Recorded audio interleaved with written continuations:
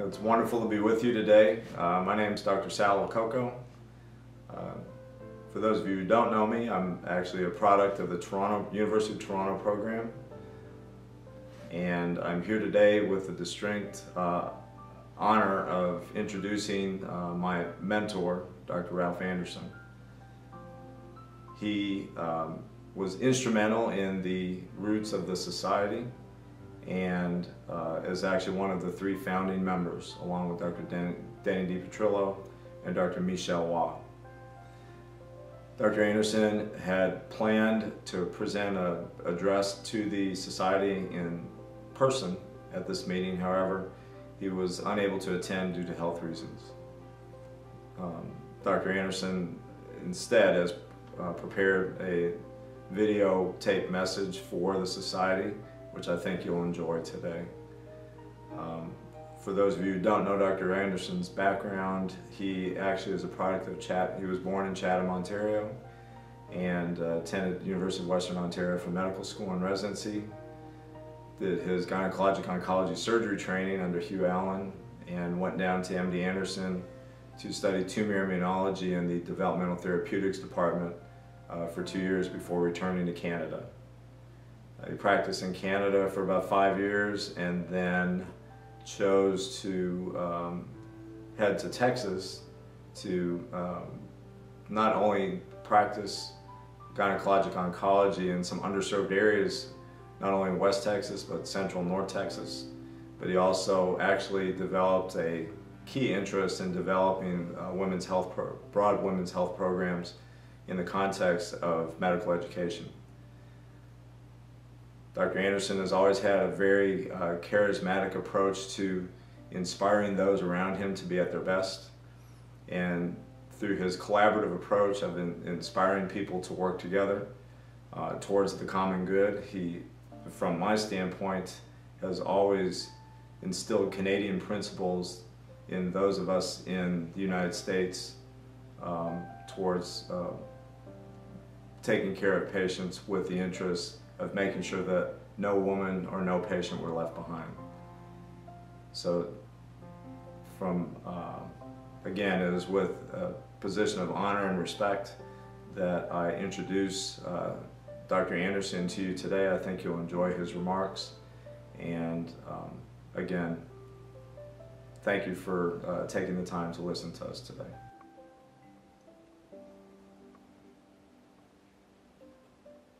The incidence of cancer has continued to rise, and my turn has come. I was diagnosed as having a cancer of the esophagus in early December of 2016 and received radiation therapy and chemotherapy as my original treatment. On April the 9th, I discovered I had brain lesions after having a convulsion which required a 1-week stay in hospital with treatment. I received electrosurgery to each lesion in the brain, and since then have had muscle myopathy where the leg muscles do not work properly. It is anticipated that the muscle function will improve over time, but will take considerable time for significant improvement. Over the past several years, with the efforts of a significant number of very dedicated and talented people, the GOC has built an organization that offers excellent academic, clinical, and research support that is providing Canadian women with quality care in the field of cancer. It has been built on a philosophy of collaboration and teamwork with a multidisciplinary approach.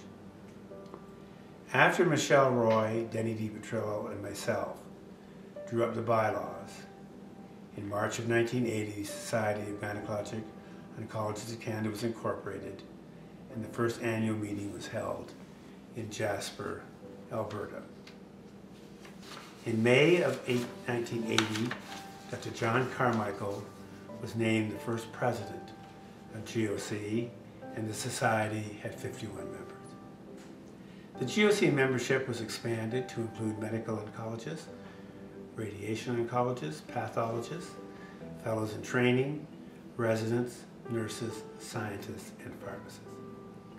In 2005, GOC celebrated its 25th silver anniversary, a great year for the organization as it now represents the only national forum and gathering point for all specialists trained in treating gynecologic cancer.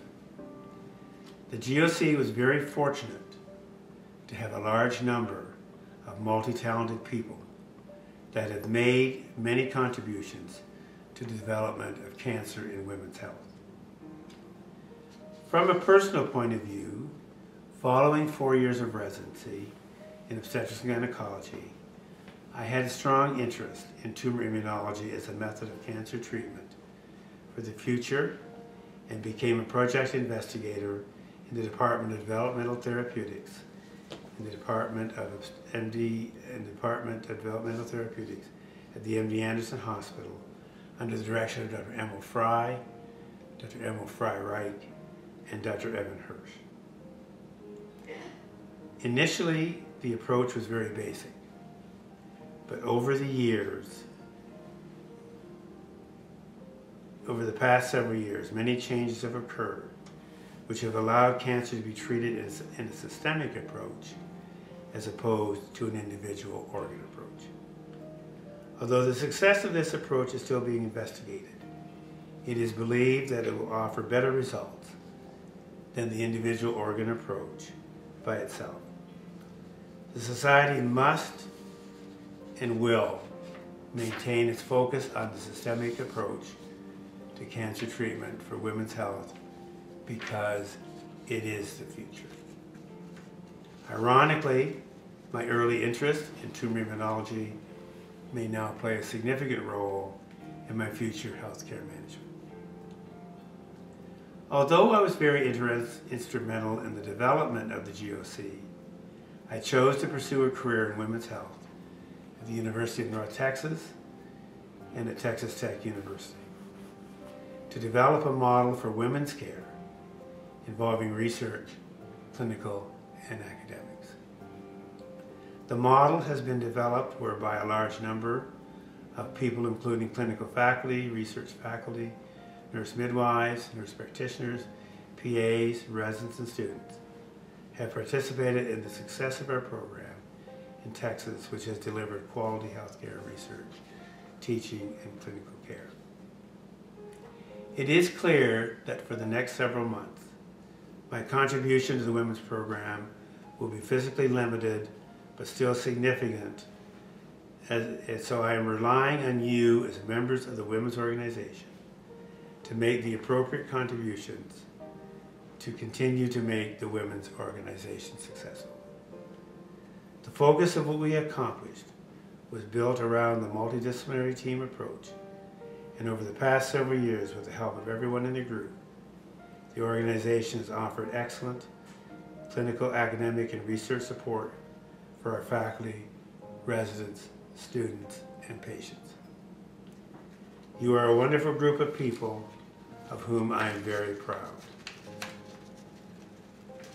We will endure, we will be successful, and the future is in your hands.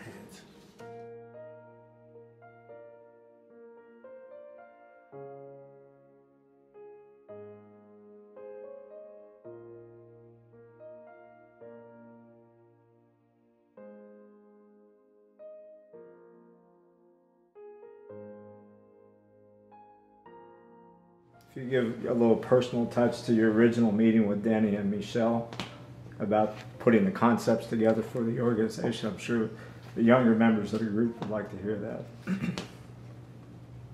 There was clearly, in the initial phases of the discussion of the formation of this group, a large number of talented people who really needed a forum to express their views, to express their ideas, to show their talents, and to show what could happen when gynecologists put their mind to something and developed the model. Mm-hmm.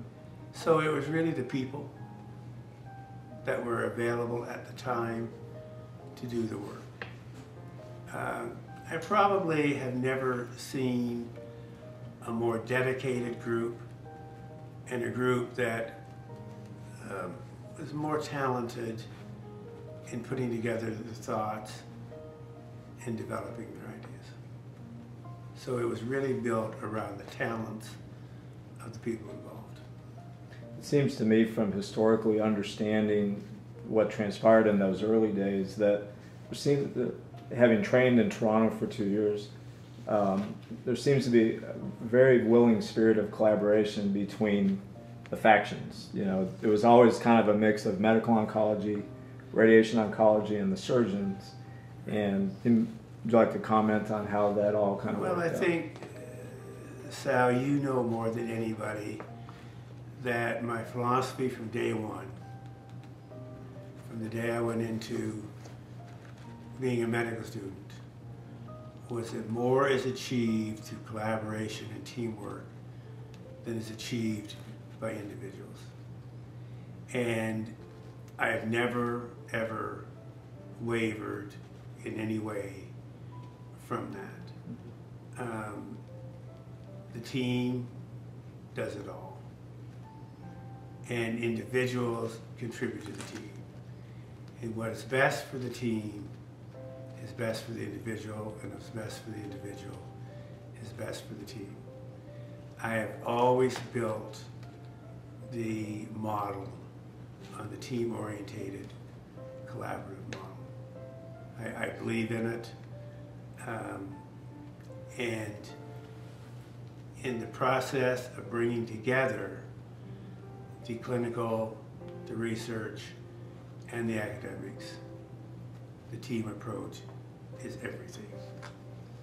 And I believe that those people in the organization believe that. They believe in that philosophy.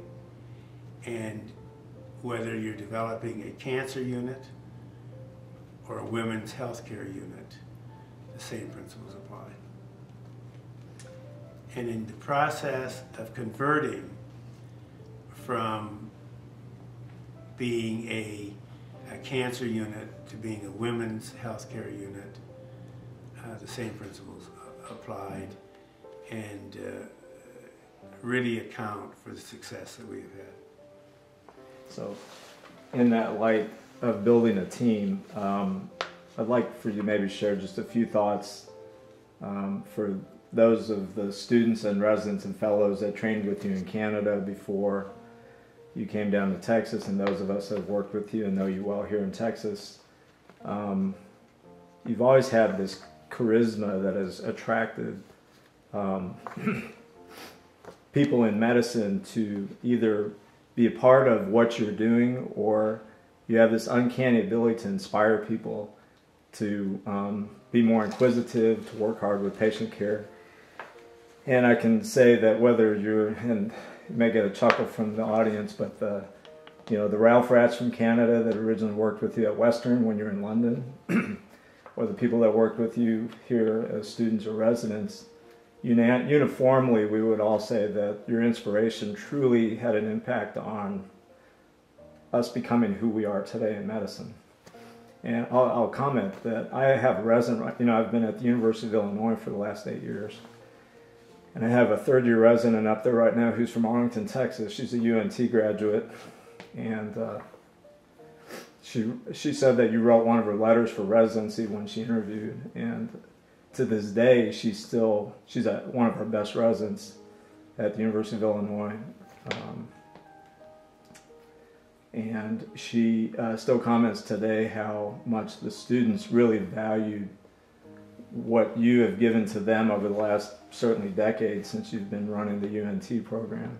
And I'd like to maybe hear just some comments about what you has always been that drive of fostering kind of the bench, building the team.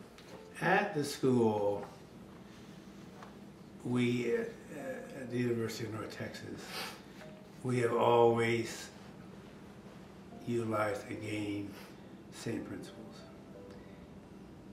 it is not hard to inspire well-meaning, well-dedicated people. It is more of a challenge to inspire people who aren't as motivated. But we have been fortunate to attract on an ongoing basis those people who are very dedicated to the cause and who are very interested in supplying this kind of care to women. Individuals who choose to operate on their own are more difficult, but we don't attract those people. The people we attract really believe in the system. And if they don't believe in the system, then they don't stay. But the number of people who have not been attracted to the system is very, very low.